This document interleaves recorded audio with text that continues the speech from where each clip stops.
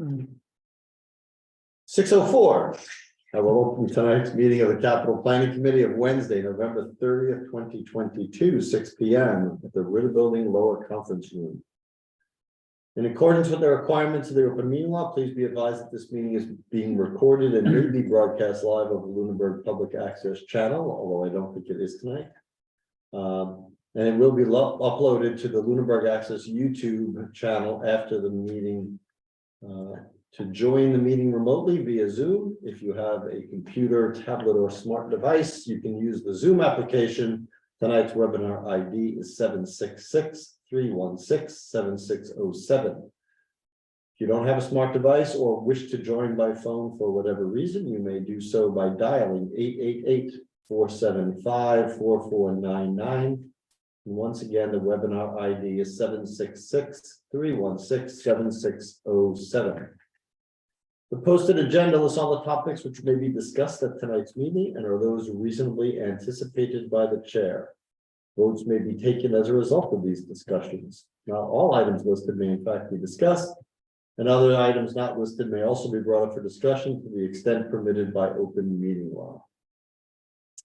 In attendance today, we have members Peter Beardmore, Dave Passios, George Martin, and myself, Tom Alonso, as chair. Absent is Matthew. Excuse me.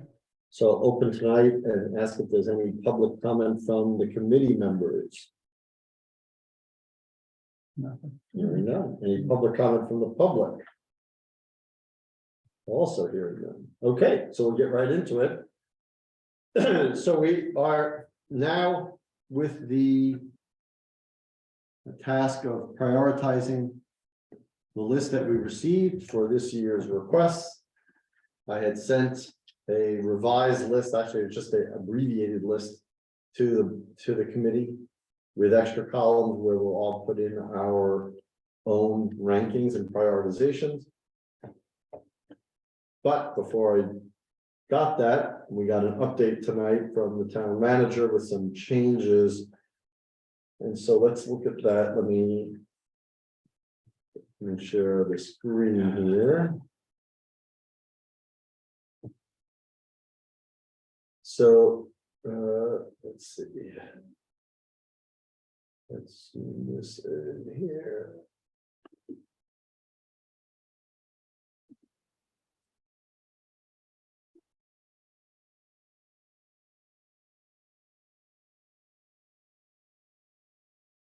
So what's highlighted in yellow are some changes.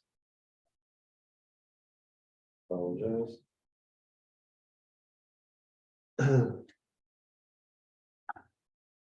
These are changes that the town manager had submitted to us, actually submitted them to me. I forwarded them to everybody tonight. They came in at like, an hour and a half ago. So there were changes in some of the numbers and the breakdowns with some of the projects just to complete the document. Like the gutter and repairs and the doors, there was some money that was going to be in, as the notes indicate. Some of it was going to be here in FY24, some of it's going to be in FY25. The exterior doors are going to be multi-year, more than just two. It's going to be FY24, 25, and 26.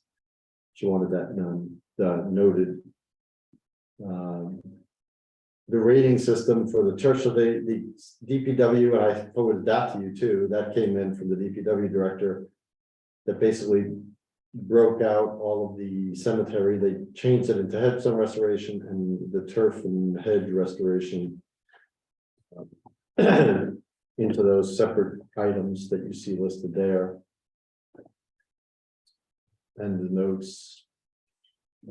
So what I didn't quite understand on the cemetery one was that we deleted two items, but we went up from $81,600 to $88,000 between the two that we were left with. So was it clear to you from the email that these represented updated estimates, or? Well, that's a good question. So let me just get to the email. And I'm not a big, I want to say for the record, I'm not a big fan of people giving us updated things that we asked for a while back on the day of the meeting. And, expecting us to be ready to discuss it. So there's a whole. Let's see. So for the hedge restoration, the funds required to restore the hedges, there are approximately 700 linear feet of hedges and need trimming and shaping. The hedges are historic and contribute greatly to the appearance of the cemetery. The estimated cost of this work is $11,000, and the cost estimate has been received from Bolak Brothers Landscaping and Tree Service. So they did some work for us in August, and they're familiar with the work and what it takes to get done. This project wouldn't meet dollar threshold for capital, therefore I recommend it be removed from the consideration of capital funds, so that'll be covered under operating the hedge. The turf restoration is to restore the turf at north and south cemeteries. Their grass has areas of damage due to grubs, drought, and lack of irrigation. So the work is going to be basically an overhaul of top dressing grass and grub control, and then doing an overseeing of the whole, any land that was disturbed, and even some that probably wasn't disturbed. There would be steps over 2 or 3 years. And the project would restore small areas in need of restoration over a few years, not the entire cemetery at once. That is also the priority of the Cemetery Commission. They work with Gatsby Grounds, evaluating the turf and estimating and obtaining a cost estimate. So the recommended treatment will result in a healthy turf. The estimated cost of this is $50,000, and prevailing wage will need to be paid. So he made that, so $50,000. Now, what was it initially? I don't have the initial, I have the, what was the entire cemetery request? bear with me for just a second, I have the presentation open, and I should know. I don't. Yeah, Tom, the other question is that 50,000, I'm assuming that's just for 24, and he's saying that project will be spread. But will it be stages of that one project? I would assume that's what he's saying. Yeah, that's what it sounds like. Okay, I don't have DPW open. Hold on. I thought I had it, I don't.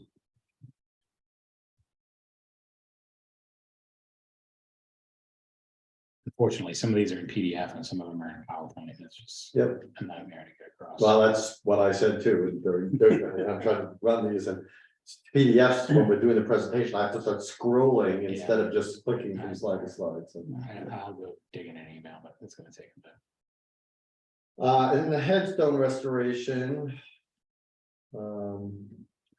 or called monument restoration by the DPW, that capital requirements are required to restore the damaged and decayed monuments. It's a 2-person crew with a crane for 15 days of work. This project wouldn't meet the dollar amount, so hold on a second.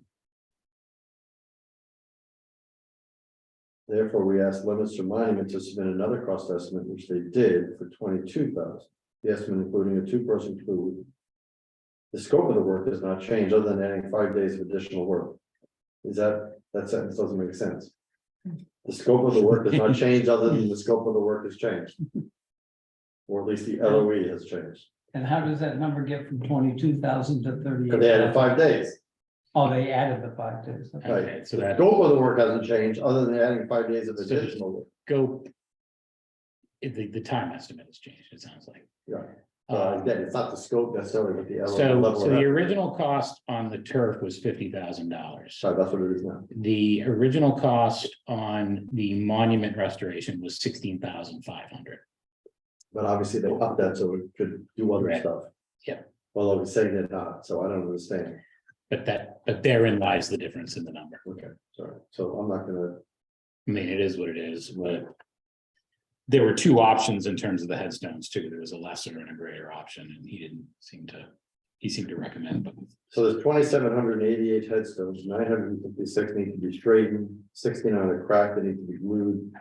And 10 need the concrete base replaced. It's estimated that 640 headstones will be completed with this request. If we had 3 more, we get all the headstones done. So that's what the 38. I do think That's what the 38.5 is. The Yeah. 38.5 is, it should say 38.5, but she only has 38,000.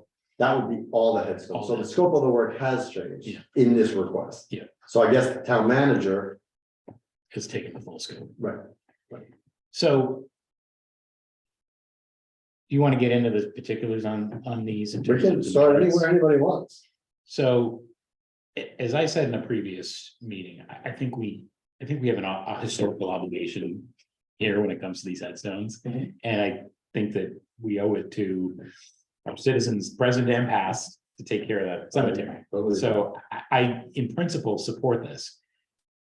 In my mind, the headstones is something that could be done over a period of time. Mhm. You know, like, we don't have to do, in my estimation, $38,000 worth of headstone work in 1 year. We could do No, $5,000 worth of headstone work over 10 years and probably come to the same place. Mhm. So I don't know if that's been considered. I don't know what the positives or negatives of it are. This is specialized work. Maybe it's cheaper to do it this way, but that came to mind. yeah, I mean. I hear what you're saying, and in my mind, if you have people mobilized and they're there. You know, And that may well be the answer. but yeah, I mean, I agree with your initial statement, certainly, but it's certainly something that needs to be addressed, you know. It's one of those things, kind of like Marshall Park, that had long been neglected, and I'm glad that there's a cemetery commission who's really looking to address it. Because it's been really neglected, and people were like, okay, we don't have to do it this year. They think they're saving people money. We don't have to do it. I'll be out there with a hoe and I'll do 3 things. And it's like, you know what, we take care of the whole cemetery. There seems to be a lack of a holistic view in a lot of these things. And, you know, I agree with what both of you said, that it, you know, we should have taken probably better care of the cemeteries in general, over the past 3 decades, 4 decades, whatever it is. But if we do this project, seemingly, then it's a maintenance project That's on right. a yearly basis of $500 or $1,000, whatever that number is, going forward to maintain that, kind of like pavement management. Yes, Projects. that's exactly what it is. Get it up to par and then hold it at par. And I think the current cemetery, I mean, my hats off to Bill Tyler and the cemetery commission, because they have paid attention to it. They've done a lot of improvements, and there's been some bumpy places, you know, that there's been some headbutting, but I think always everybody's head is in the right place. And so, yeah, I think you're absolutely right. And, you know, you get this done, then there isn't a need to augment the annual line item for cemeteries to cover that, other than maybe a few, you know, $1,000 or $2 to cover maintaining what we just put some major money into. And there isn't, in my eyes, an awful lot of money allocated towards cemeteries. No. You know, they have that care and custody account that they have, but they can only use the interest off of it. And so that's not a lot of money. They run out of that every year. And then the line item budget in the town is minuscule, as far as I'm concerned, for 2 cemeteries the size we have and expanding soon. So I fully support it. I And like it broken out like this. Yep. unlike many of the other facilities, we know exactly what those facilities are going to be used for in perpetuity. Yeah, I don't think we'll have road race They won't be repurposed. around the cemetery No, or anything. no like that. repurposing going on. Right. Okay, so the last part of this was the Flat Hill Road drainage from the DPW director. That their request includes engineering to provide field construction services for the construction project. The cost of the engineering would be around $10,000, or just about 4% of the $240,000 request. The cost to design the new drainage and to produce engineered plans and contract documents will be paid out of FY23 capital funds, specifically Infra 21-05 infrastructure Flat Hill Road Drainage Study Highway. McCarty Engineering is being utilized for this project. They submitted a recommendation letter dated in October 19th of this year. Their initial recommendation is to maintain the existing stormwater BMP is at the village at Flat Hill subdivision, replace the existing outlet structures and perform a video inspection of the drainage pipes. This is all on private property. A meeting with the village of Flat Hill subdivision homeowner association was held November 3rd, in which they were informed of the findings. They stated they needed to discuss this matter with the entire association. Get back to us. We were waiting to see what the homeowners' steps will take. Therefore, no plans have been produced. So. I read it as well before the meeting, and my takeaway was still the question that I had at the last meeting. Yes, Which no, no, is- which I is, concur. where is the water gonna go? Well, I have an additional question with this, first of all. You know, the first one is. The catch basins that he's talking about and all the drainage areas, what we used to call them in Long Island sumps, right? But now They're private. What? They're private. Yeah, and he's mentioning they're private, so why are we paying anybody to do this? The association needs to pay this, not us.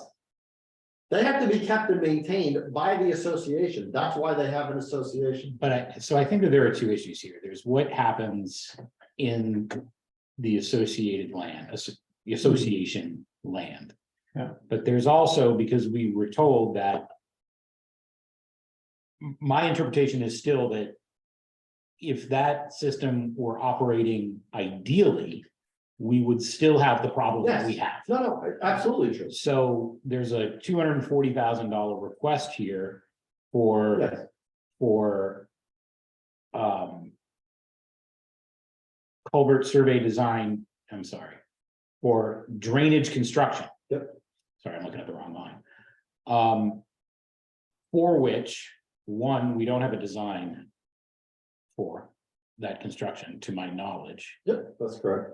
And we don't have anybody who has told us definitively that construction will result in a positive outcome. Well, I think I take it one step further. Before you have an engineering study. The engineering study is gotta be predicated on the fact that the solution is to take this water that's coming from here and put it here. The engineering is, how do I do that transport, right? That's the. Yeah, we're in complete agreement. No, right, so the first thing is, where's the water going first?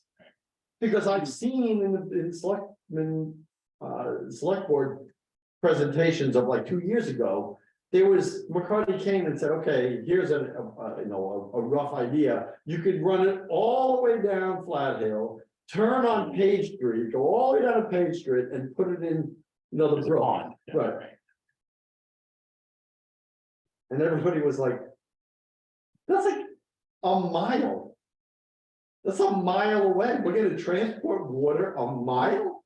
And then what And happens? then what happens? What's it all for? When all the frost heave come and everything, first of all, what is the cost of this thing? To run a mile of piping? Yeah.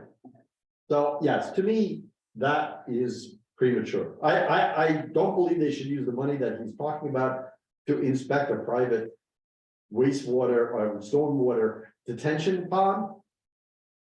Especially one that's totally on private property. We should be maintaining that, hey, you guys have to keep this up. And our engineers found that it's not being kept up, you guys gotta keep it up. That's one thing, so we shouldn't spend money, but on the other thing about the drainage itself, because even if that was running properly, you are absolutely right. There would still be flooding. You know, before we have engineering planning, we gotta have a napkin plan. Yeah, and that's exactly, that's the perfect way to put it, Right, is right. give it to me Yeah. at napkin level, so I understand it, and then we can. One of those napkins that just, I'll throw out very quickly, is that one of those napkin plans could be, and it's way out there. But is gathering the water and pumping them in the other direction up over the hill. And let it run naturally downhill. What direction that is or where it ends up, I don't know, but as I made the comment earlier today in a conversation. They do that all over the country. New Orleans pumps water 24 hours a day, 365 days a year. Right. I mean, this is New England. We don't usually do stuff like that, but that's one of the solutions. You know, what's kind of ironic in all of this is, I live down the bottom of Flat Hill at Burridge. at least 5 homes lost their wells this summer because of low water. Yeah. Well, hydrology is a weird. Yeah, I thing. know, it's kind of unbelievable, you know? When we did the site visit, the select board did the site visit. This was, I think, in the end of May, beginning of June. And we're walking on people's lawns, and it's like I'm walking on a sponge. It just kept squishing. Yeah. And I'm like, how long is it like this? Oh, it's like this at least till the 4th of July. I'm like, you can't use your lawn until the 4th of July? It was unbelievable.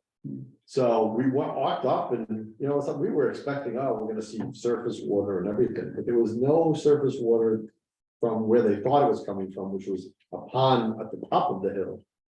But it was nothing. It really was, it's all underground. There's an underground creek or something that just runs and it gets to this area and collects there, only there, because obviously it's not going down the rest of the planet. Yeah. So the only other comment I make on this is, I think this is a problem that we have to find a solution I for agree. sooner or later.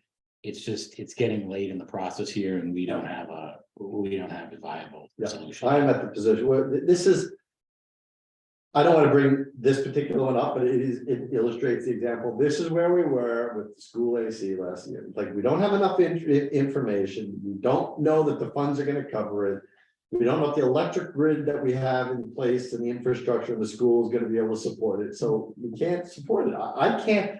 I'm the one who has pushed this drainage thing. This has been hidden for years, and I'm like, we cannot turn our backs on it. We have to fix it. But I'm not just gonna throw money at it, like, it has to have a real plan and a real idea. Mhm. And I think we'll come up with one now that we have, now that we have Bill here. And I don't know why it wasn't addressed a year earlier, but we're losing a year. It's been going on for like 15 years. Yeah. So, So I have some updates on school Yes. stuff, if that's appropriate to bring up. and before you go with the school, these are the last 3 changes. Oh, I'm sorry. So the last 3 changes were schools that the costs were updated. And those When they were, did the presentation. those were briefed in a previous meeting. Well, they were in a presentation, they were in their presentation, they just weren't in our initial spreadsheet because they didn't There was a sit in the change. clear gov. Yeah. So these are the real numbers. I will get this now and now do all the same work and get all the columns I put in and send it to everybody again, but at least we can talk about these items and we'll go down the list after Peter gives his school update. So, and I don't have my notes open and I should, but I made some inquiries. The first was with respect to the film. George had asked in a previous meeting and I had forgotten that he had asked the question, but I saw it in the minutes for tonight. And I realized that you had asked a question about the longevity of that film. So I realized it tonight and I didn't have time to get an answer from Mr. Pusateri, but I did go do some research on the film type that was quoted on the 3M website and did some comparisons in terms of residential and commercial. It's virtually the same stuff. The residential stuff is lifetime warranty. The commercial stuff is 10-year warranty. Both are limited warranties. So I think you can assume that the life cycle is probably 10 years on that film, or reliable life cycle. We probably get 20 out of it, but the reliable life cycle is about 10 years in terms of a commercial warranty on that equipment. During public comment last week, Mrs. Licio brought up the lifespan of the windows that we're talking about, and I also made an inquiry on that because I thought it was a pretty astute comment. So this project covers all of the buildings. And we do have a breakout by building in terms of the costs on this. The primary school and the middle high school, the windows are all well within their serviceable lifespan. The Turkey Hill Elementary School is not. The windows are quite old and past whatever warranties and serviceable lifespan they would have had. However, the replacement costs on those windows were we to replace them, and they still work. You can see out of them that, is $1 million. Actually a little bit more. And not something that the school department would request outside of a longer term healthy plan, major project for Turkey Hill, like we've been discussing.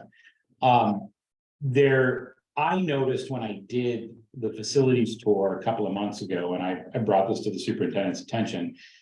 If you're walking past those corridors that have the large plate glass windows going into the classroom portion of the building, so not necessarily the front facade, but the hallways. Connecting that- hallways. Yeah. Yep. Those windows look pretty beat down, mostly because the caulking is really deteriorated around those windows. It's chipped, it's cracked, it's all of that stuff. It looks beat to hell. So they, apparently this was already acknowledged and part of a maintenance plan for next year that will cost approximately $10,000.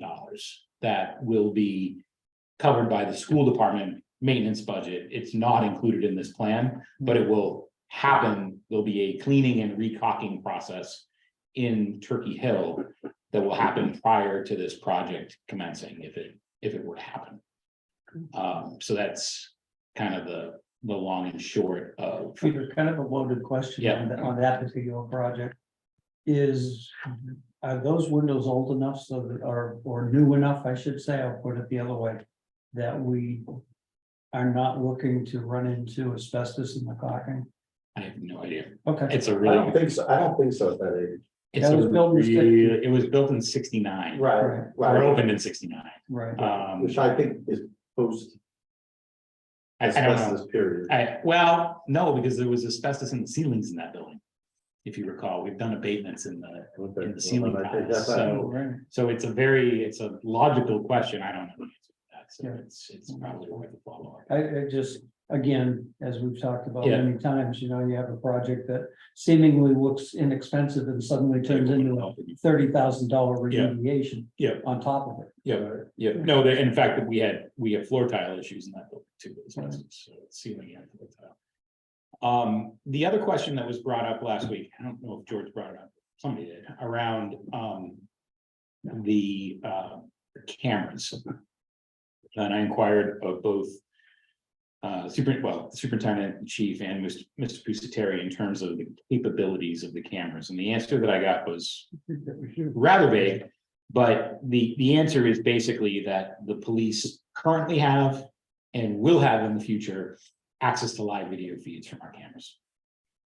So that's the answer. It doesn't necessarily tie into, because I just don't know the answer, a comprehensive monitoring plan. Like, I think that there's No, I another gotta, piece of that, but yeah, I gotta believe that nobody's gonna dedicate a person to looking at it. I think it's available when there's an incident, so you can monitor. Right. Exactly. Not that every day of the week, somebody's gonna be looking at it. It's like guidance. And that's the key to that, is that if you can get eyes in the building when an incident starts, Right. then you then can, you know what's happening. yeah. Right, yeah, and they do. So that exists today Well, that's with the cameras in place, and Yeah. that will exist in the future. So, so that was the answer on that. Cool. That was my school department updates. Anybody else have any, those are the updates.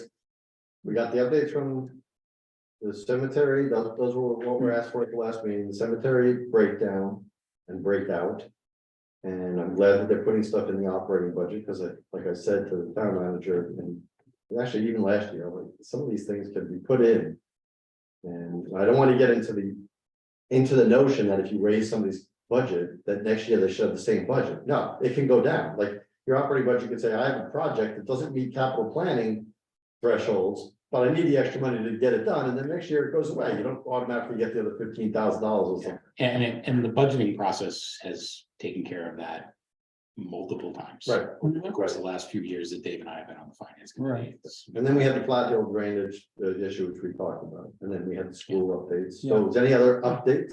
The only other question I have, and I'm kicking around as I was trying to put this in the list priority wise. Is the TC Passios abatement testing and abatement vertex? What is that telling us? We're gonna test and it's telling me what I'm seeing is we're gonna do a test to see what's there, but it's also saying, and we're gonna abate. But I seem to remember the number for abatement 3 years ago was at least $300,000 in that bill. Where are we looking at? What? It was 1, 2, 3, fourth item on the list. in facilities. And what was that one called? Or Babe? abatement testing. Yeah, TC Passios abatement, testing and abatement vertex. And it does not have a number assigned to it. So, Well, yeah, so there is a project number now, it's Yeah. FM 19-07, it's right on the screen. Oh, yeah, okay. so. What was what was the cost? It's right here.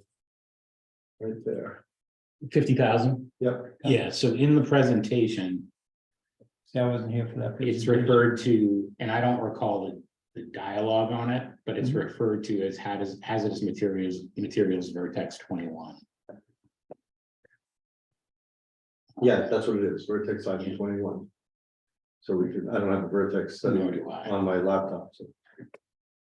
And the town manager apologizes because we made this meeting when she wasn't at the last meeting, so she was not able to attend with the project. She will be able to be at the last next to. Mhm. Okay, so So, for me to pick apart what's seemingly covered in that item, I gotta go back to the Vertex report and pull 21 up. to find either that what's or in just, there. or just send an email to the town manager and say what is covered under that, either Yeah. one. Okay, So the only other lingering issue that I guess I'll start out with kind of a procedural, like how have we done this in the past? I think that there are at least a couple of items here that we should not rate. I think a couple of them will not be controversial. And one of them, in my mind, at this point, will be very controversial, and I may be a minority of one on this one. Yeah, I think, but go ahead. But the question is, how do we go about deciding what to rate and what not to rate? Wow. And procedurally, So, this is like telling a jury, like, how do you come to a thing? I mean, eventually, you come down to your own decision. Everybody will rank them. And no one member will definitively decide what the ranking is, but if you as an individual decide not to rank it, then it'll just get ranked with 4 people's scores. And it'll be- or you have a discussion in the final ranking meeting Right, that convinces the rest of the committee to say, yes, we're all not gonna rank it. right, so all in the past, everything that has come before us, that we have the data to make a decision, that's the question, we have the data of the project to make a decision, we have rated. Mhm. If somebody comes to us and says, we have a plan for a parking lot, and you ask them, well, what is the engineering, and well, we don't have an engineering plan, or we don't have this, then I'll be like, how are we supposed to rate this? This gets back to some of the town meeting warrant articles in the special town meeting, it's like, I can't give you a recommendation because I don't have the information that I need to make the recommendation. Other than that, like for real items, we need to buy a truck, we need to buy an ambulance, we need to buy something. We rate them in whatever our own priority is, and as a group, and we discuss it. I mean, one of the things I'd like to do tonight is go over one by one and see if anybody has any issues with anything in particular, not to rate them, but just like, I don't really see we need that. I got a sense that, yeah, it should be included somewhere in the middle, or this is a high priority, just a general sense. But that's how we've decided. okay. Your jury analogy is good, because I think that as I've looked at some of the issues that we're facing this year relative to other years, I think that this committee is more guided by how we've done things traditionally than what is actually written down in terms of how we should do things, because the written guidance is pretty minimal. Yeah. Um, Which is probably true in most government. in some cases, Yeah. But looking at a lot of these items, it's all subjective from year to year. It is, but here's what I'm getting at, and I'll just cut right to the chase here. My issue is with the ambulance. And it's not, do we need an ambulance or not? I think if I had to do this in a vacuum, the ambulance would be in my top 5. Right? We need an ambulance. The question is, this is a different year because for that one item, there are two potential other funding sources for that item. There's ARPA. A request has been made to the select board for ARPA funding for that item. And there is a special purpose stabilization fund, which we have continually put money into that fund. There's, I think, nearly $2 million in that fund right now, which every time we have voted to put money into that fund, we have been told that that fund is for ambulances and fire trucks. But since we started with that fund, we haven't bought, to my knowledge, an ambulance or a fire truck.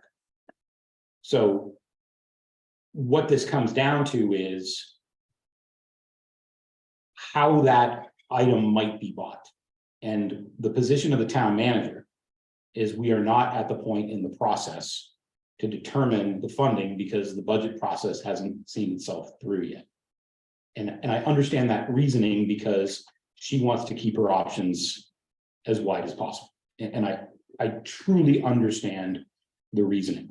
But it ultimately comes down to, if we're using the three traditional sources that we've used to fund the capital plan, raise and appropriate, unexpended capital, and free cash, then we're going to have probably slightly more than we had last year. And if you just use kind of the trends that we looked at over the last year, it's not going to be enough money to cover all of the requests that we have. Which it never is. It never is, Right. but we're probably looking at a delta of about $500,000. Which is great, So, because you know what, we've had years before we've adopted the principles that we've been using in the last 4 or 5 years. We were just consistently having requests that are at $3.5 million, and we were funding 600,000. exactly. Yeah, no, I'm not arguing with our fiscal health. Okay. I'm arguing with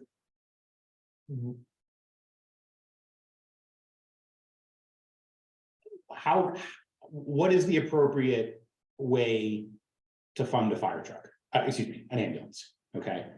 And in my mind, so let me give you an example, and you copied on the email where I explicitly explained this. If we were to find ourselves where the town manager wants to say, yes, we want to fund the entire capital plan using funds from the special purpose stabilization fund because we want to cover this and there wouldn't be enough money otherwise, or that sort of thing. If it includes a transfer from the special purpose stabilization fund, you have just gone from a majority vote to a 90% vote requirement for the capital plan. Mhm. Last year's capital plan, 24% voted against it. So different issues, different reasons for a no vote. But if you just take those raw votes and you would apply that standard this year, the capital plan wouldn't pass if you were using special purpose stabilization funds to fund this. The better way to do it would be to use a separate article Right, to come at it. right. And Which the town manager would be. she's empowered to propose. Right. I think that it is well within our purview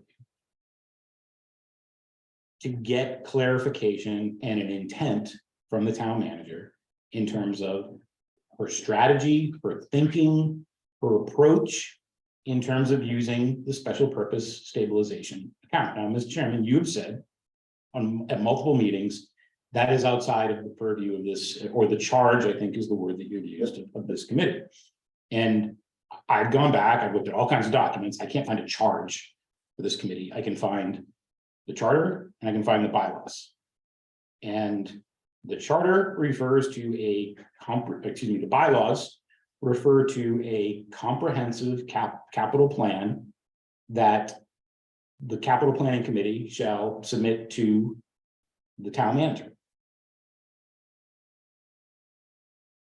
Fiscal issues are not included in comprehensive in terms of our deliberations.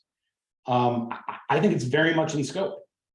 And, you know, as a volunteer here, the reason why I volunteer my time is at least to kind of get this makes sense to me, right? This, if I'm going to put my name on something and say, yes, I'm going along with it, it has to make sense to me. You know, there's been nobody else applying for the positions that I've sat in the last 3 or 4 years, right? So we're all here, right? And what I'm saying is, I'm giving my time, I'm sitting here, I'm putting a lot of time into this. And I feel like I'm being stonewalled on this issue. And I think it's a completely legit question to ask. And a question to which I am not getting an answer. No, you did, no, well, first of all, I would disagree with the latter part of your statement. You did get an answer, you just didn't get the answer you wanted to get. The answer from the town manager is that certainly has not been the way it's done. And when you start talking about funding sources, and you talk about the overall budget, that's a budgeting mechanism. The charter is very clear that the town manager puts together the budget. It is very clear that in her roles. Let me quote. Okay.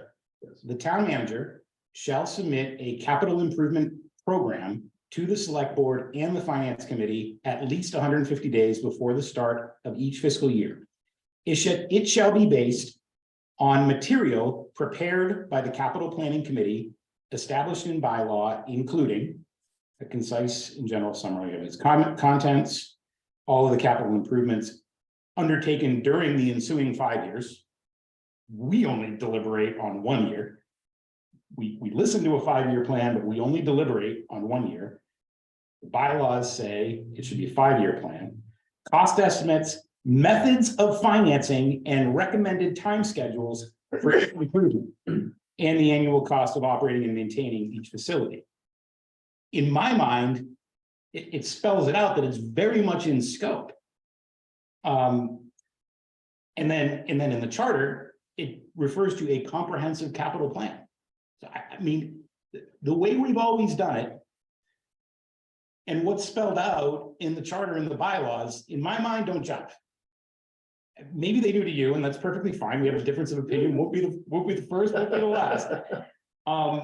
But in my mind, this is a legit question to ask. And it's not, look, we're gonna buy an ambulance, I'm sure. Right. But the question is, are we procedurally coming at this in good faith with how the voters at town meeting, what the voters at town meeting were told with respect to the special purpose stabilization account? We wanted to be able to continue to fund all the capital things we wanted to be able to fund without being impacted by a super high expensive cost like an ambulance or a fire truck. We wanted to have that savings set aside so that it wouldn't impact all the other stuff that we have to do. We're in that position now. We have a long list, 29 odd items of things that are being requested, a total of $3.2 million. We have a fund set aside to fund $500,000 of that, and we're being told, wait, we'll see how it looks when we're ready. You guys just do your prioritization and do your work, and I'll use it to the best of my judgment later on. That's fine, but that's not how. That doesn't fall into my logic at this point.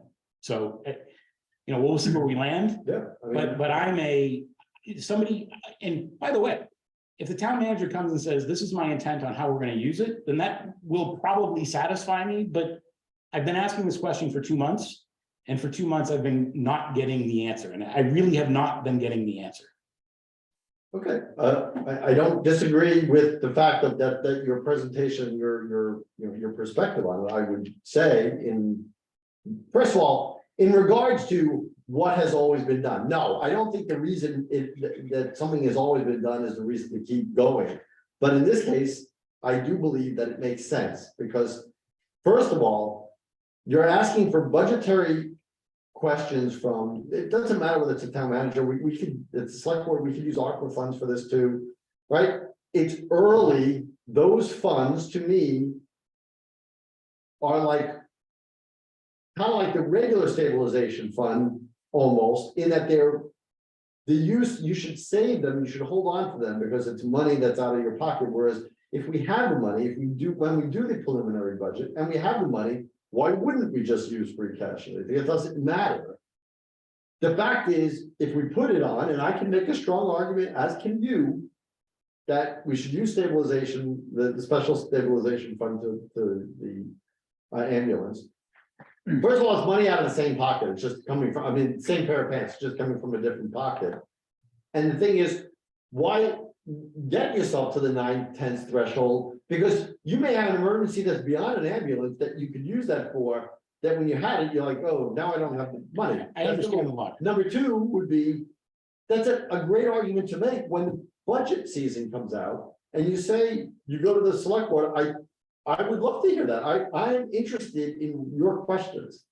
So I want to be clear, it's not like I'm disinterested in your questions. I am interested in your questions at that time. I just don't think, and this is where we do differ in opinion, that it is the purview of this board to think about where the money should come from. It's my job, this is only my second year on this committee, that I would say, in the evaluations of the requests, are they worthy of us rating them? Where do they rate? What is more important than another one? Do I think it should be on the list at all?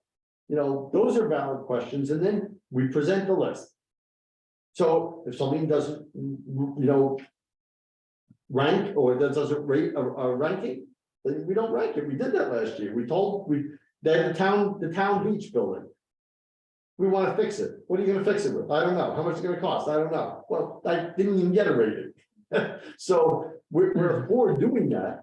It doesn't matter to me where the money comes from in this committee.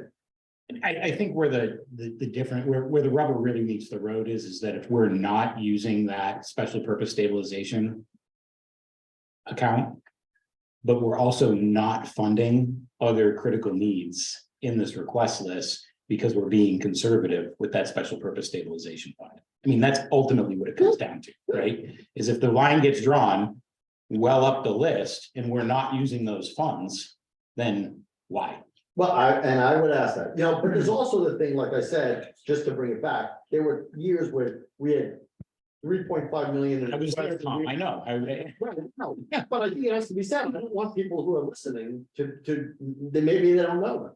So there's no requirement that we fund the whole list every year. We can say, listen, we're gonna fund what we can fund to make the financial situation of the town strong and keep it strong. Do we use every resource we have, including special stabilization funds and all the free cash to fund everything? No, I don't think we do that. You save money, you put money aside, but you fix things when you can fix them and where you can fix them. And I think in the last 5 years, we've probably been more aggressive than in the 10 years prior to that. In doing these, catching up on these, that we're dealing with things now. I mean, I'm almost to the point where, with the Vertex studies, the Vertex study is like, what is it, 10 years old, 11 years old? It's like, this is outdated. If we haven't done it by now, we ain't doing it. Well, different topic in my second issue. It's a good segue. I'm not sure we're gonna resolve this tonight. We clearly disagree. It is what it is. We'll see what we can.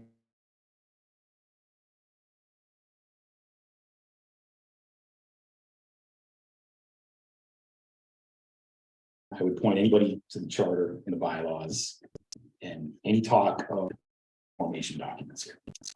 It's just the way we've done things. No, let me just add one more thing. It's also way premature to start a budget discussion in the beginning of December, when the earliest the governor's budget is going to come out is in January. Tom, I'm asking for a scenario. I'm asking for scenario. Okay, I'm not asking for- You can say something that says, oh, if she answered that she had this as an option, but then if that option didn't happen, then you feel that you may have misled. So then what we're- Perhaps, but what I've asked for is what are your intentions? Okay. Right, and intentions could easily be scenarios, right? And if or based on different criterias and circumstances, right? I've gotten nothing, zero.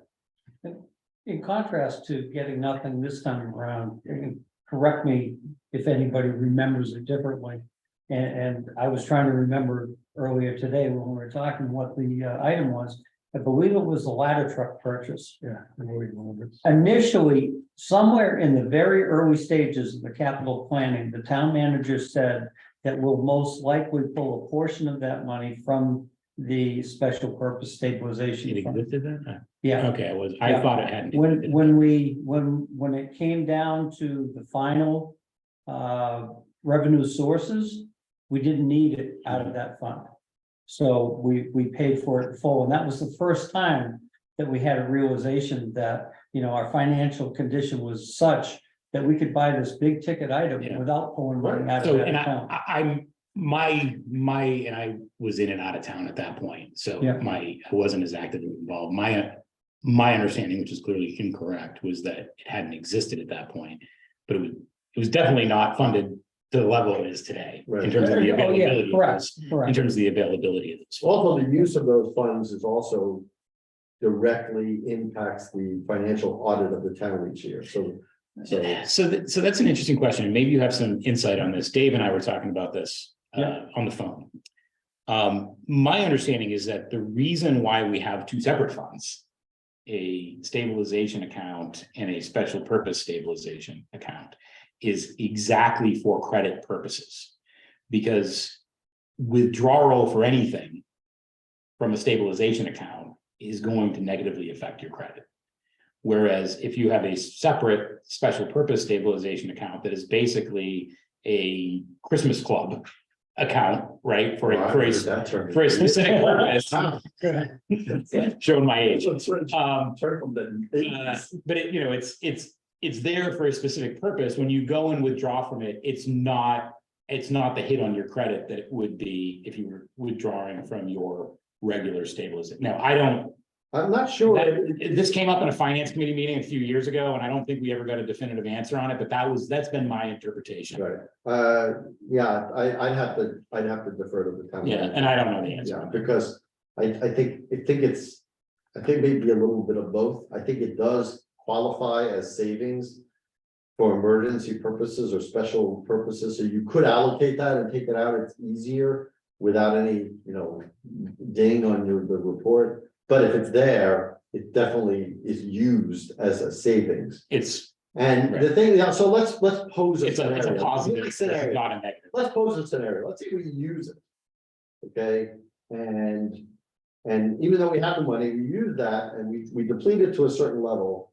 And then God forbid, like something happens and the ladder truck, which is the most expensive truck, has just a catastrophic problem. It blows up or, something happens at the fire. Then you have to buy one and now you have no source for it in the middle of the year. I mean, that's a scenario that I think, has to be planned for. And again, it's certainly extreme in its example, but It's a legit scenario. The problem is that that's not how it was sold. Ever. well, I don't know about ever. It's been sold as planned purchases. Right. Mhm. And I would still go back to, what. But you're right. If I take money out of this That, pocket, I that's take what a money out of this. pocket. stabilization fund is. That's what the statement is really for, actually. Right, yeah. Specifically, if you look in that description of a stabilization fund, that is your rainy day fund for that catastrophic event that blows your budget right out the door in one fell swoop. Right. That's why that money's there. The definition of a special purpose, I think, is very clearly different.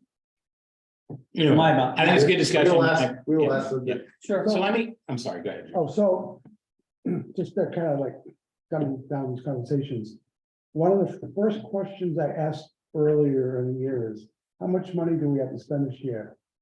And you guys all said, we don't know, and we don't care. We just prioritize what we see on this list. Right. And then the town manager will make it all work out. Doesn't this fall into the same conversation about, we either think a fire engine's really important or not, and then we don't care where the funding comes from, But I think when you've got these super big items, where they fall on that prioritization list and whether we buy, they have a huge impact. You're absolutely right. And I also, my opinion is changing on this, right? In terms of how we should be looking at this. And I clearly think that there's a fiscal view that the capital planning committee should be taking and looking at this analysis. And it's definitely different from the way the capital planning committee has done business in the past. So I acknowledge that. It is what it is. The other piece that we haven't verbalized is that a particular item and or project that has alternate funding possibilities or sources is supposed to, under the Collins system, get knocked down the list. Up, It's up the list if it has multiples, up, including grants. yes. I always thought it Oh, was. no, if there are ways to get more money It's for up. it, then you go, right, it gets higher score. Okay, I don't know why I had that Right. backwards in my head.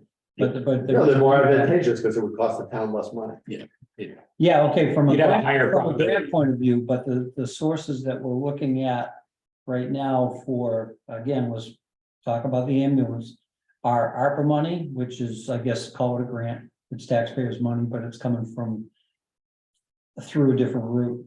And the other is the Special Purpose Stabilization Fund.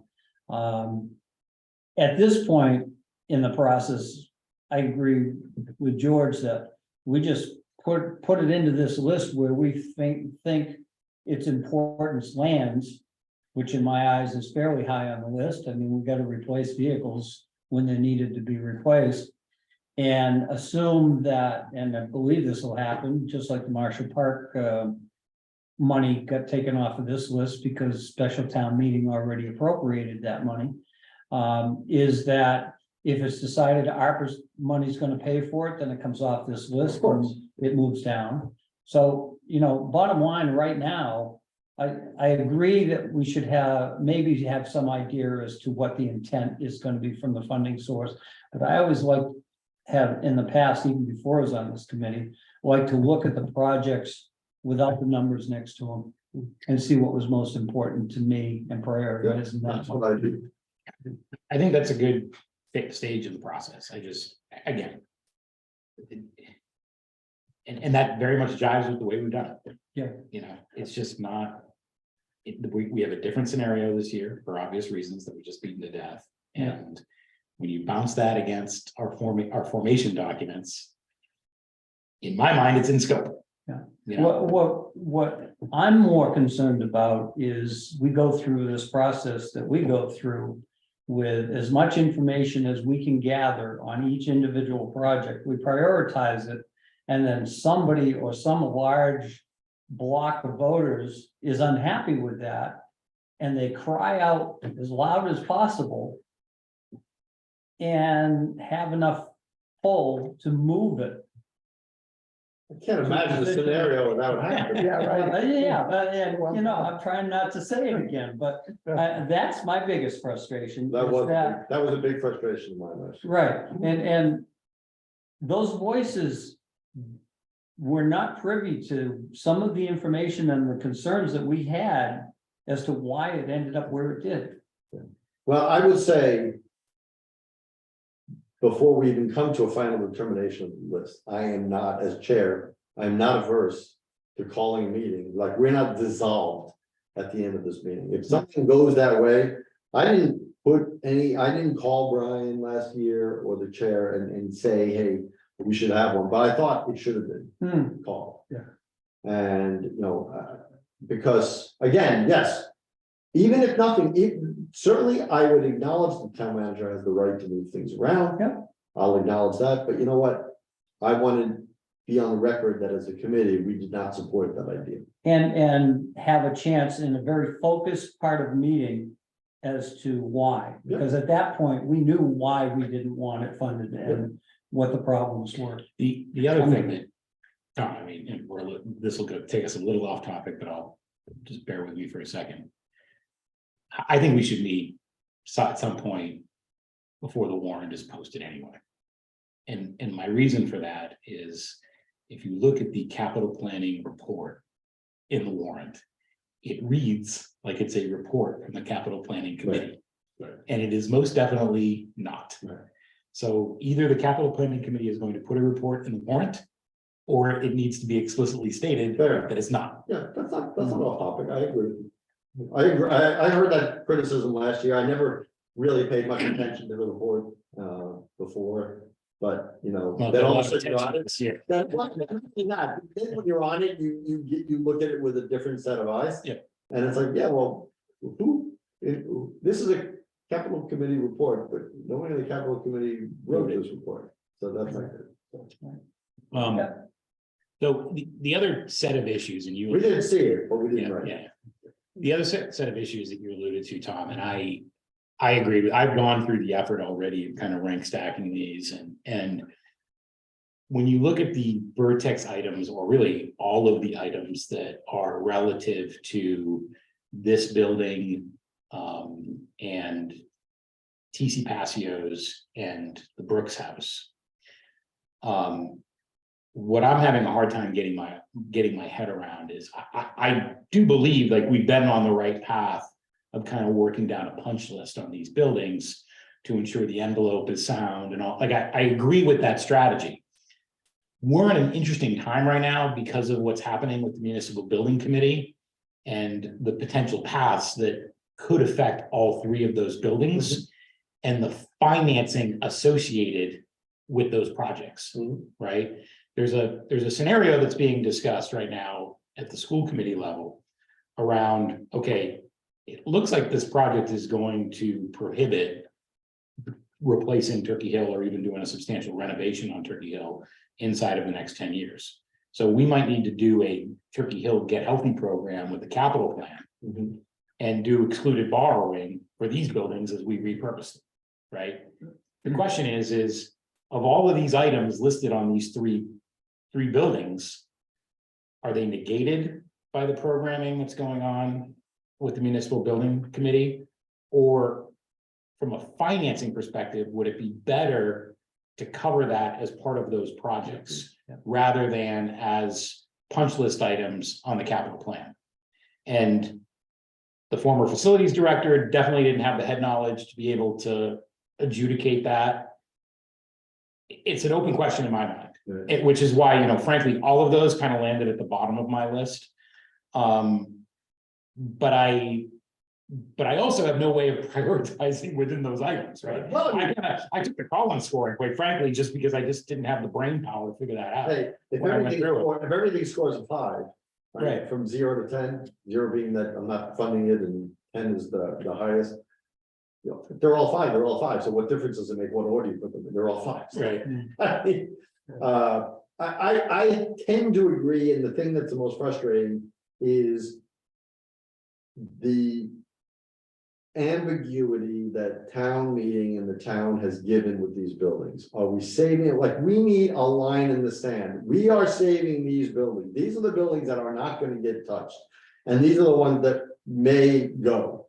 And then we can focus on those and protect those. But to spend money on stuff and say, oh, we spent $30,000 on a roof, and then 2 years we're gonna knock down the building. I'm like, well, that was money well spent, wasn't that? I mean, I don't want to be in that position. But town meeting has been really all over the place.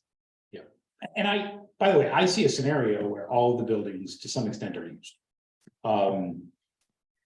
You know, we've been tossing around an idea in the school committee for the Brooks House that I think is potentially a viable option.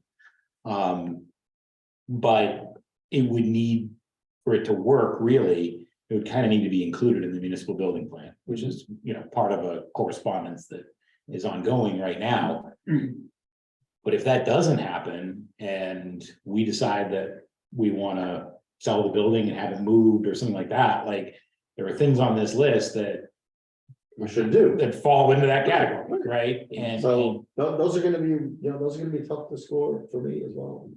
All of them. And that's what I'm looking at too, is specifically on that building, is which of these projects will, for an inexpensive dollar amount, hold the building together until we sell it and move it, or find a purpose for it and we do a major renovation and repurpose on it. Right. You know, I'm hesitant with the porch replacement, because I think the porch would be torn off. Well, it'd be torn off if you move the building. You're not gonna move the porch. Right.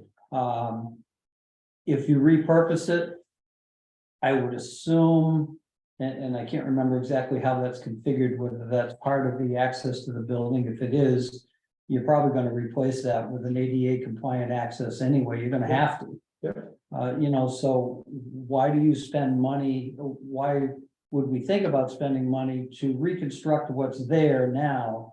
If 2 years from now, we've got a totally different plan for it. Well, especially if it's those 2 buildings, this one and town hall, that really need lots of work and that nobody is talking about getting rid of. Right. So why don't we focus the money there? You know, that again, that's one scenario to me.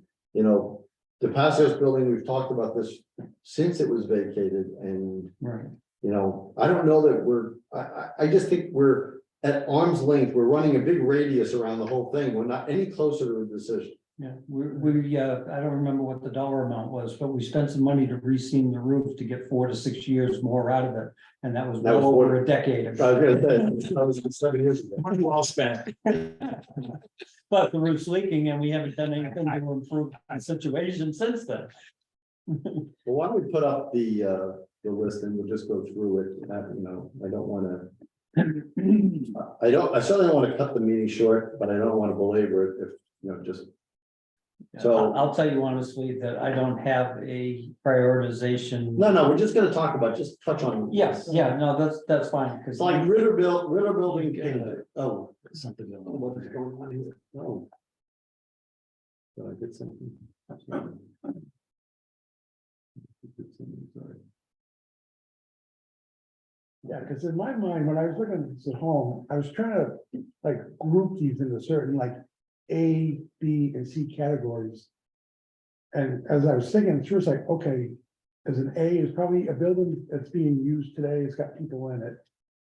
Other buildings that have nobody using it, that goes to a C.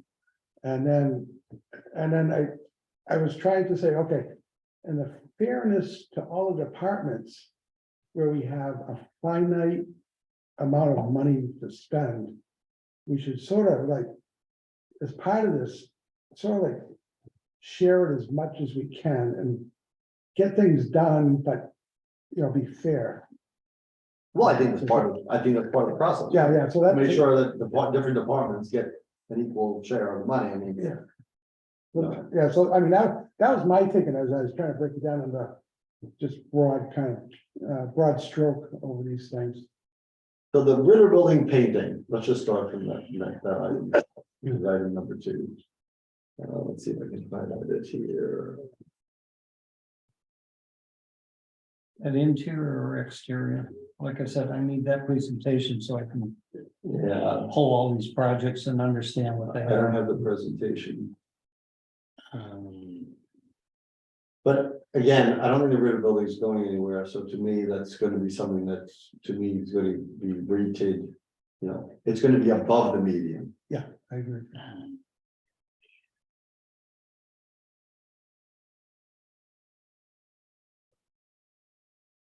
Now, does anybody know what an Ansel inspection is? I think that has something to do with the fire suppression. Oh, that's right, that's part of fire suppression. that's Yep. right. The So yes, I mean, that's gotta the be. Vertex 1516 is interior paint. Interior, okay. Okay.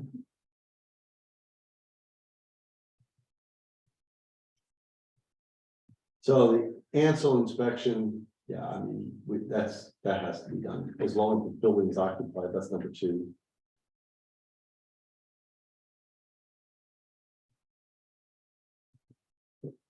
Wish there was a way to just highlight that. really. Is that a regular interval inspection, do you know, or how's that? Well, this is, I mean, the fire suppression in Passio is ancient, Yeah, so if we have people in there, it really has to be maintained at a modern code level, if we're gonna trust people to be in there. okay. Right. It doesn't force you to bring it up to sprinkler standards, but there are other things that need to be made sure they're operational and include in the building. for Yeah, the alarming minimum- system, the reporting of the alarming system Right. is one of some of them, I Right. think that would. The Passios plumbing upgrade. I have to read more about what is being done, I mean. I know there was, way back in the day, there was talk about that you couldn't use the water fountains and everything because of some lead and then. It's only $20,000, so it's not Yeah, expensive. no, my understanding was that part of that had something to do with the grease trap. I could be wrong, Okay. but I think it would be nice to know. Does what's- anybody know how many people actually use that building today? Is it? Well, the school, it's a school superintendent. Pretty extensive right now. Yeah. Pack is there, school superintendent is there, the Lions Club has their Right, pantry there. I mean, in the The gym presentation, is used by the Boys and Girls Club. yeah, okay. the percentage use of the building back in annual town meeting, I think it was listed Like as 70%, 75%. yeah. 70 to 75% occupied. And there's, after school, there's a school program, what is it called, 8-pack or something like that?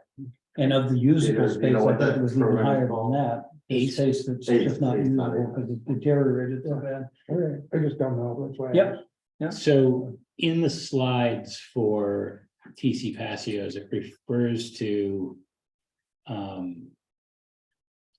a backflow preventer That's right. and. Oh, that's right, so sewage didn't come up. And photograph depicts general view of asbestos containing pipe insulation above ceiling area in hallway. So I'm assuming that it probably Is that the refers, abatement testing we're talking about? this The is, next item, 21, I don't know, okay, so that might be the abatement, yeah, if it's asbestos, so. yeah. That one, yeah, I mean, anytime there's asbestos exposed. Yeah, but I'm, my comment previous was that $50,000 isn't gonna touch an awful lot in that building for abatement. No, but I mean, It's specific location. but the backflow thing. Like, I don't know if it's in failure or not, I don't know. No, it's not in failure, but I think they're trying to prevent something that, I don't know that Could we've be had, catastrophic. I don't know that we've And had. maybe that it doesn't exist also. No, that's exactly what, it doesn't okay. exist, Okay, because when it was built, it didn't have sewer. right. So when we attach it to the sewer. There is a picture of something called a backflow preventer in the deck, so I.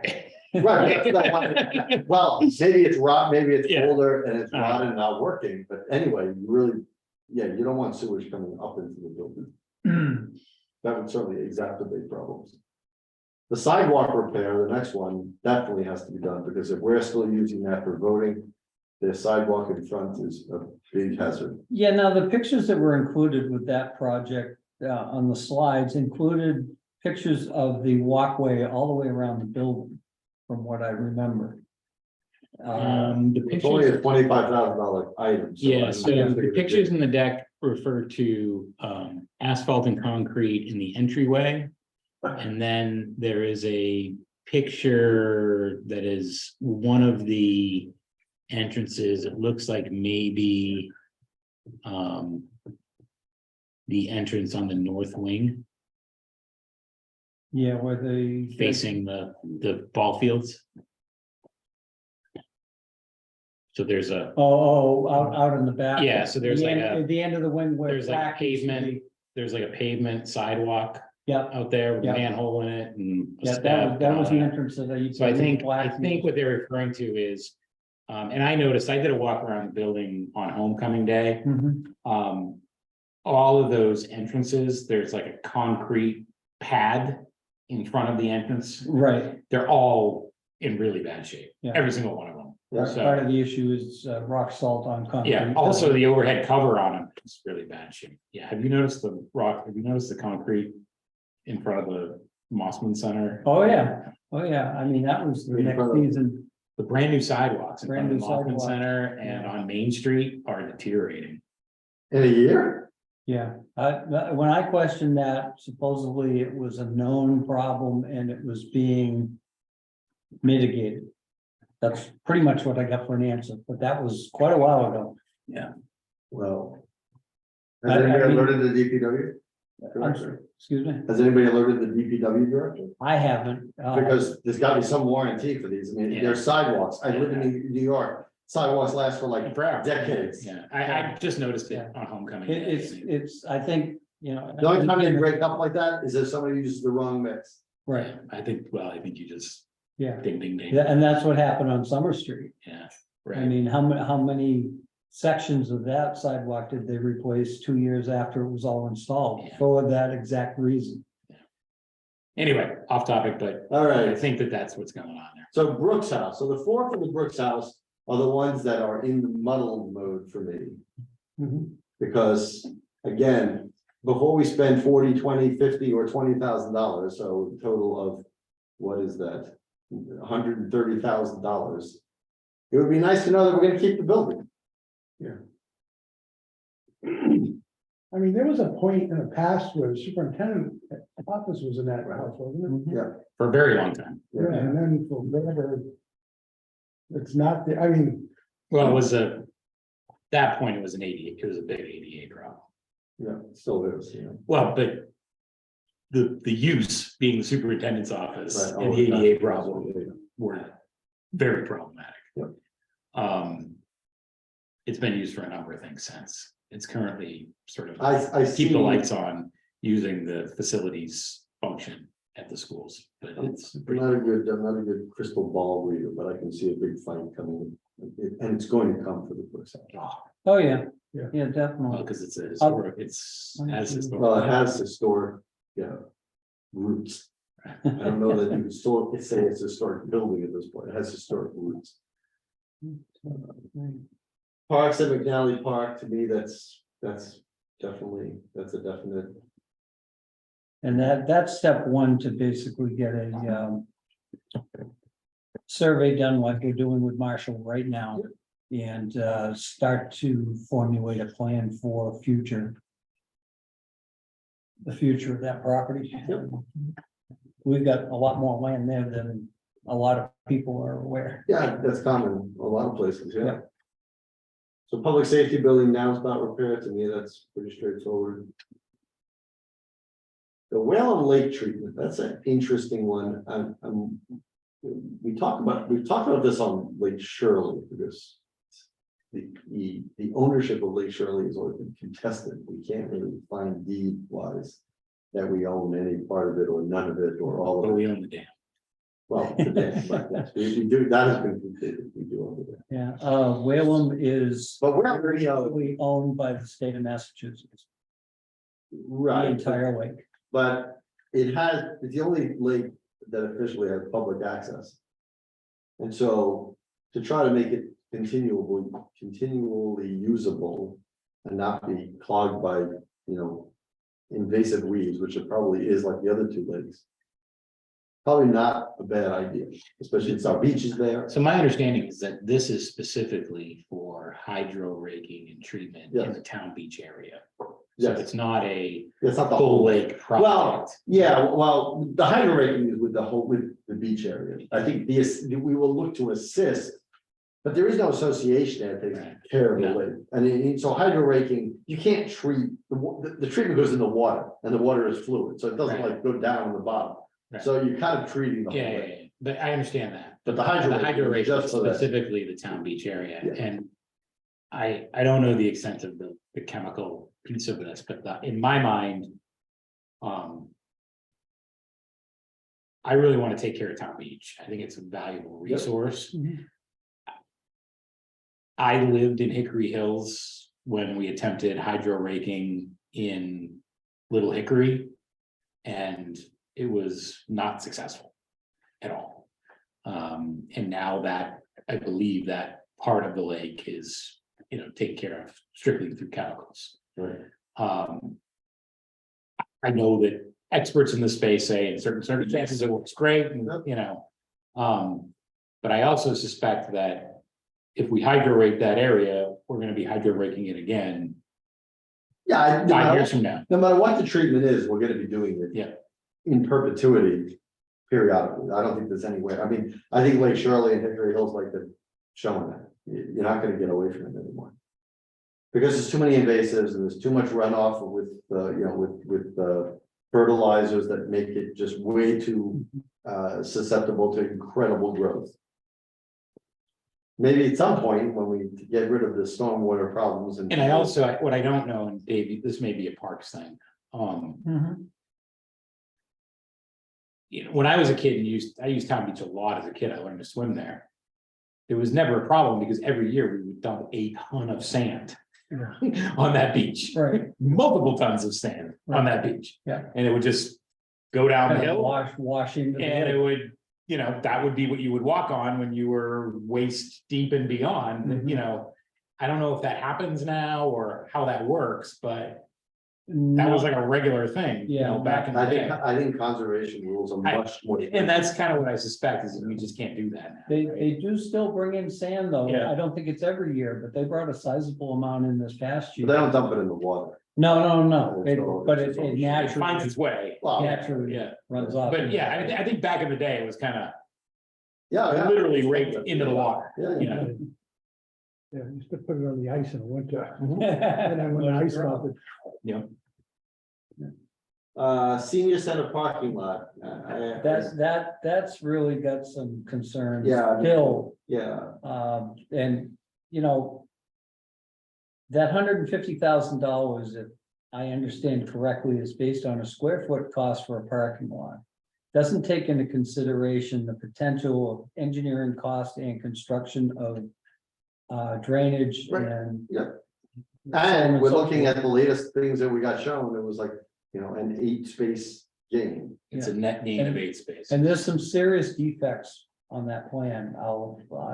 I need to verify them all, and I will have a list and hand them to town manager, but there's some serious defects on ownerships. And a couple of other things on that plan. Okay. So just with respect to that, the other question that I asked that has not been answered.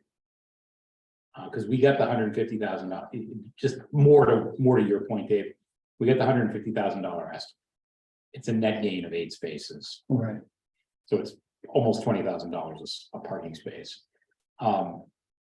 It was based on a square footage estimation. Now this plan has us moving 10-ish feet of the Kids Kingdom playground to the back, which is gonna require movement of that equipment and some landscaping in that area, I would assume. A guardrail and a fence. Mhm. And it's not clear to me if the square footage analysis of $150,000 includes all that work, let alone the drainage stuff that goes along with it. Yeah. And I did ask the question, I haven't gotten an answer. Yeah, I don't think it does.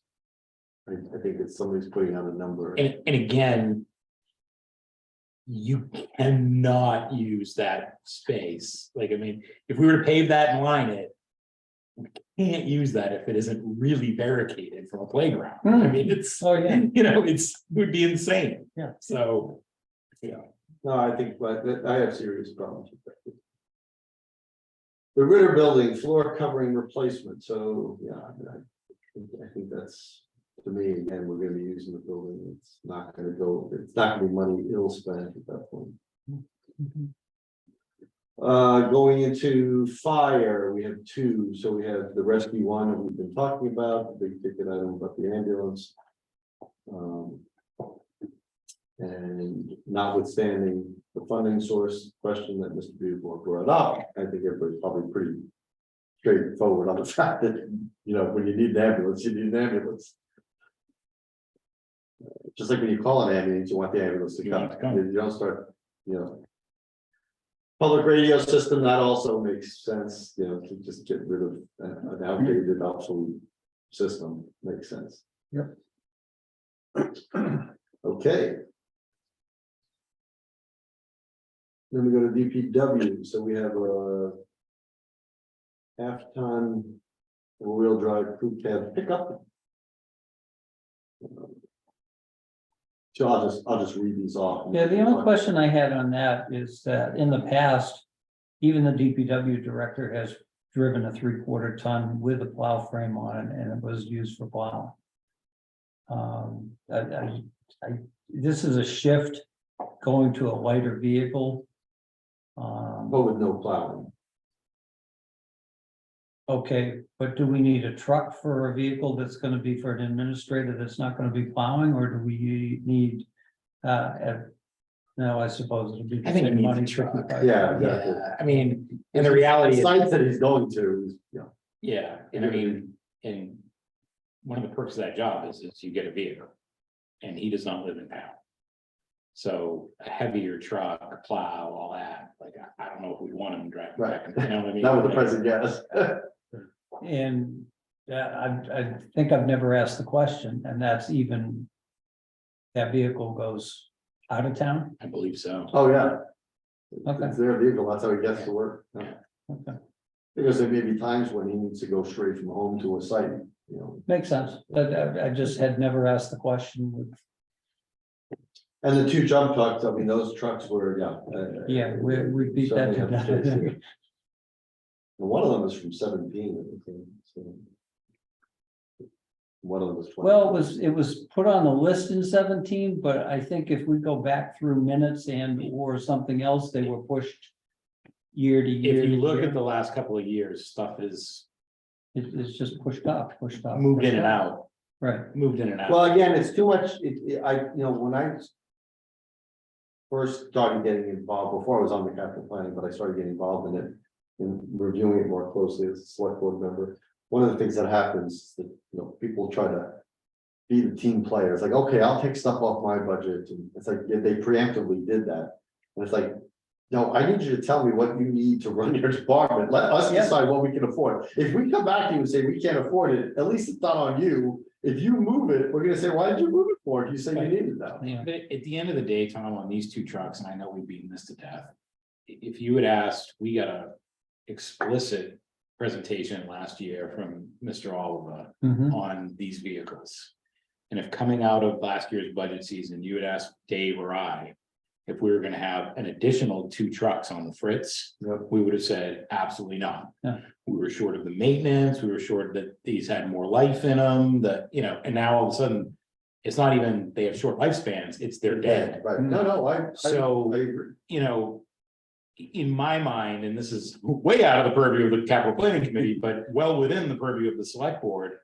Like, why do you not have clear visibility of the maintenance of every vehicle? Well, I did talk to the town manager about our discussion last meeting about inventory, and she concurred, so we will have that for the summer. And start with that and get that collated and make sure that we start with that, so that the next capital planning committee, whoever is on it, and going in the future capital planning committees can start with that, because this was a surprise and I wasn't really happy about this. But there's also, the town has, and Dave, you know more about this than I do, but the town has maintenance software. And we have books on all of this equipment, like, this should be all very transparent in terms of preventive maintenance and all this stuff. I wouldn't call it software. Yeah, I we haven't been convinced that we have software. We Okay, have so- a record keeping Right. system. Oh, No, I think Mr. Bernard said they don't have a modern okay, Right, maintenance software. Right. That's what they want to. so we need to do that. Yeah, If we don't right. have it, we Right, really, I've been okay, I was under the pushing it for impression that we years. had it, but it No. was like kind of not universally yeah, used. no. And that's why I asked the fire chief, how did you get the numbers Hmm. to tell us how much it's costing you to repair this vehicle? Right, And it basically, he didn't come right out and say it, but somebody's going through filing The cabinets, receipts. pulling invoices and receipts. Right, So the cemetery requests. I have no problem with, although I will say, as a member, one member, that the headstone restoration, I would go with the lower amount. And say, okay, let's do this much first. And, as an option, at least. Because that is something that could be deferred if we, and maybe we could approve it with a note saying, hey, listen, we can take this much amount off this if we're running into a crunch. yeah, Tom, lower amount as. They offered us to say that it would be $22,000 Okay, in the email, which you haven't read, Right. but it's there. He says you can do $22,000 with what the original scope of work was. If we or do expand it to more, 38. right, Okay. we can get to the Okay. 38 if you Yeah. do another X amount of headstones. Yep. yeah, I would tend to agree that I think. It doesn't need to all be done at once. I understand Right. the value of doing it. I fully support it, but I think it's something that we could easily spread out. Mhm. Yep. And what I would say to them, do it at 22 and then come back with another 20, so it makes the capital plan again. The Flat Hill drainage, I think we talked about it. I want to see something happen there, but I have to be honest, I don't think we're there. The other thing that concerns me is that wherever that ends up, whether it stays on the list or it doesn't stay on the list, it really concerns me that it's saying construction. We're nowhere near. Yeah, no, that's gotta be Funding renamed. construction. Yeah, absolutely. We had that problem last year with engineering of one of the culverts. And it almost made it into the warrant without the proper description. Is there a culvert missing from this list? Well, there's a Northfield one. Oh, okay, we just haven't talked about, okay, sorry, it's right below that, okay, That's the yeah, next one. I'm like, we haven't talked Yeah, about and it. that's, I mean, again, that seems Yeah. to be fine with me. Yeah, yeah. Then we go to the school, so, the pickup and plow and sander. Their argument made sense to me, You know, I kind of struggle with that a little bit. okay, Based on what I remember is they needed it to sand the parking lots if there was events going on. And it was kind of like a emergency kind of thing where you gotta do it. Well, could have another approach be just to outsource that and pay as you go and have it come out of their operating budget rather than hitting a capital item? the answer would be, of course, yes. But there's an asterisk next to the yes. When you don't provide services to yourself and you outsource it. And then people don't do those services, then you're stuck. Then you have to go out and try to get, I mean, now maybe with plowing, it would be a little bit easier Yeah, to get. Yeah, somebody but to- the other problem though here is that. With a commercial. Plowing and sanding contract. Those contracts, I'm talking way out of my area of expertise, but we did have a bit of a conversation about this. Yeah. Those contracts are based on a normal operating business. So the business opens at 9:30 in the morning, it closes at 8 o'clock at night, you know, you gotta be ready for opening at 9:30. Yeah. You gotta do this, that, the other thing, right? Yes. With school, you do have an odd schedule in terms of evening events. Some nights there's nothing going on over there. Other nights there is stuff going on and you don't know what time it's gonna end, because it's basketball game or whatever, right? So.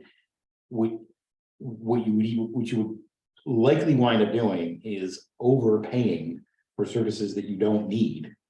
Because you're sanding for stuff that ain't happening. Or you're overpaying because they're on call. And that costs a lot more money to plow and sand. Right? It's a very irregular schedule. The other problem that we have in Lunenburg is. DPW, or we have anywhere with any school department. The DPW and the superintendent work together on things like delayed opening and that kind of thing, right? So if we have a delayed school opening, which is theoretically great because it gives us time to plow the parking lots and clear the roads and that kind of thing. But you need to get sand down pretty close to when people are going to be coming in to the schools. So again, it's more of a on-call thing. It's not something where like a landscaping company knows that they need, that it's just one of 17 accounts that they need to hit before 8 AM. Right? It doesn't work that way. And as a result of that, it costs more. so. Assuming there's no way they're gonna get this truck for this winter, No. how are they gonna survive this winter? So currently, this service is provided by the DPW. Okay, And we've talked about the limitations of the DPW already, and I don't know the details of what the DPW is doing with private contractors to cover this winter. I just don't know. But the DPW has responsibility right now for sanding of the school properties.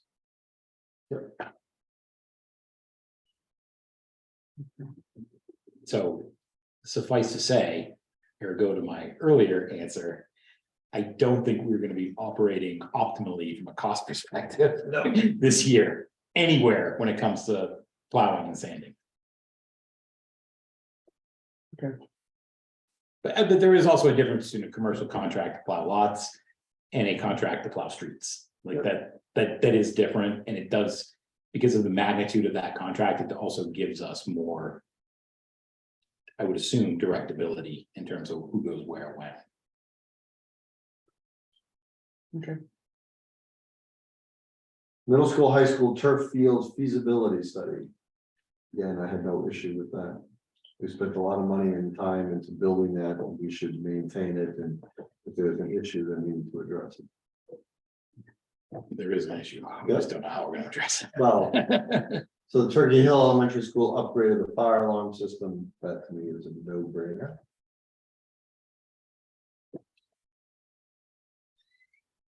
The safety film, yeah, you know. It's probably fair to middlings with me. I hear the arguments, I don't know, it doesn't, it's not something I look at and like, absolutely not, it's just more like, it's more of a meh. I don't know that the effectiveness is going to be. I think kind of agreed more with Matt in his comments last time about it. But I know there are other people who have obviously stronger feelings about it. Maybe in both directions. I don't know how the rest of Which item you the want? film. the- Yeah, the that's what I 3M thought you were window saying. safety. My position right at the moment, and everybody knows that I will listen going forward and have changed my mind on things, but my first pass on this is that I don't agree with that, at least this year. I want to see the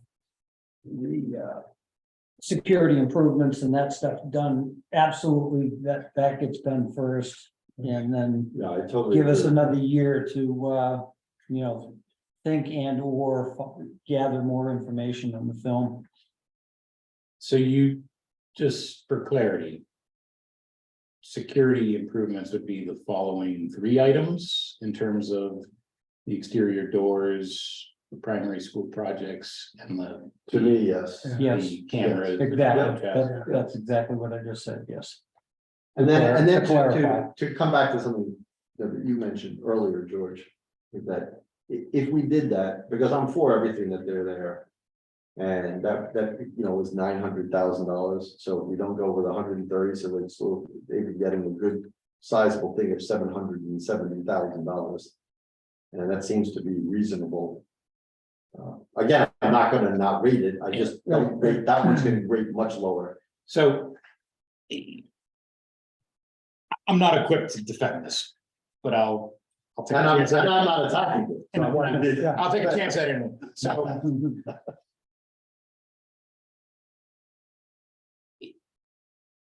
in the aftermath of the school shooting that happened in Texas.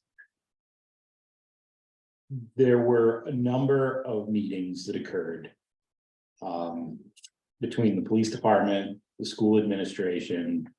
I think there were members of the select board involved. Every time one of these things happens, there's learning that happens, and you kind of look at various scenarios and are we doing everything that we can to deal with these things? And this landed on the list for whatever reason. And I think, it was partly just looking at the facades that we have and the amount of windows that we have and thinking anybody can smash a window, right? I mean, that's really kind of the risk assessment that went on there. How do we slow it down? How do we improve our ability to respond more effectively? Not to say that we're going to directly interrupt. If you look at a 5-minute response time and a 2-minute slowdown, there's still a 3-minute delta. There's no doubt about that, but these are cumulative mitigations that are being discussed to include the doors, to include all the other things that we're talking about here. These 4 items were part of what the police chief illustrated as a combined plan, right? It's not, he's not looking at this, nor is the school administration looking at these items individually. They're looking at it as, I come from a military background, we call it a combined arms plan. It's, interlocking fields of fire. It's, what you have in front, but also what you have in back. And this is a combined approach. And these are all elements in that strategy. So to do 3 and not do the 4th, I think is to a certain extent handicapping the totality of that plan. Now, I'm not a police expert, I'm not a terrorism expert, this is just my personal interpretation of what I heard.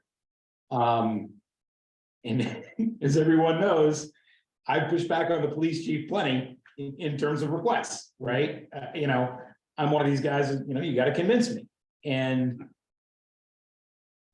what he described as a combined plan that was the result of a risk analysis based on the latest information and learnings that we've had.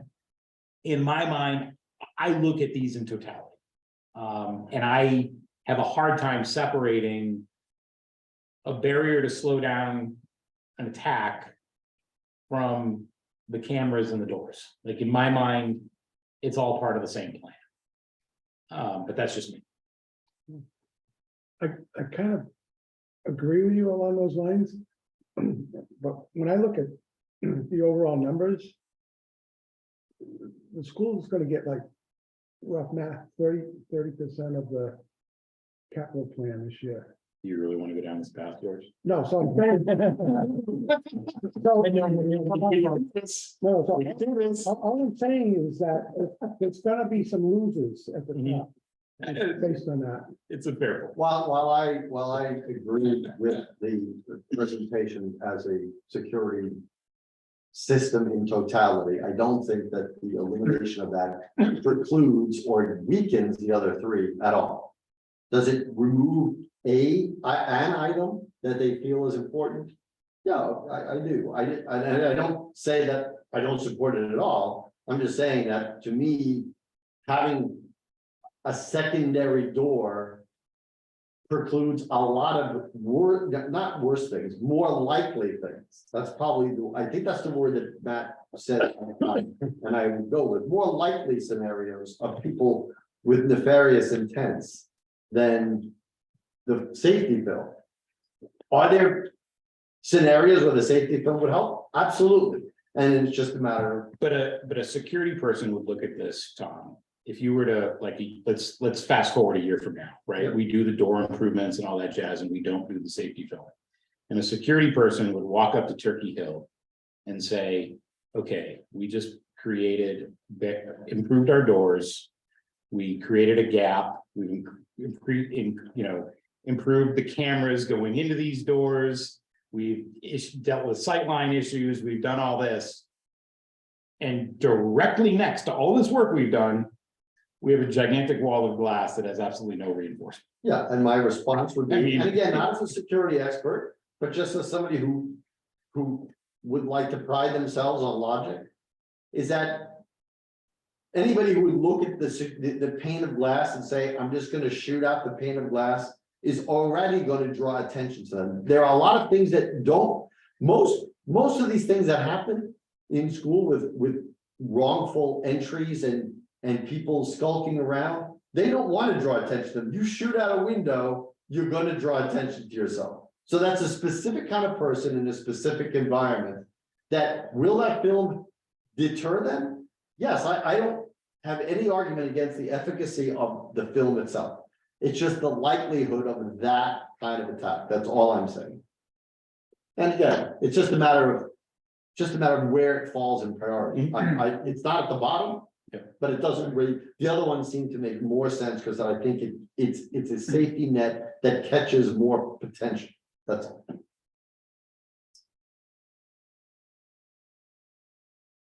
Any other comments about any of this? Yeah. So I will get this list, I will take out the highlights, but I will get this list with the columns to you guys to fill out. Please come with them on Monday, that's our next meeting, with them filled out.